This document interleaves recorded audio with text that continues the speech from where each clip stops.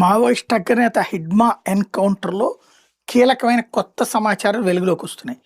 అతను దండకారణ్యంలో నుంచి 3 రాష్ట్రాలకు ఎటైనా వెళ్ళిపోగలడు. కానీ ఆంధ్రాకెందుకొచ్చాడు?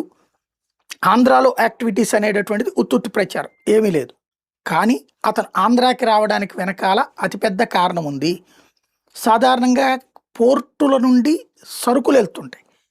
కానీ మనం కొన్ని సినిమాల్లో చూస్తుంటాం. పోర్టుల నుండి కిడ్నాప్ అయిన ఆడపిల్లల్ని ఆ వాటిట్లలో పెట్టి పంపించడం కంటైనర్లలో. లేదంటే గనక ఈ స్మగ్లర్లు లేకపోతే గనక మాఫియా శక్తులు వాటిట్లలో వెళ్ళడం. ఓళ్ళు తగినటువంటి ఏర్పాట్లు చేసుకొని.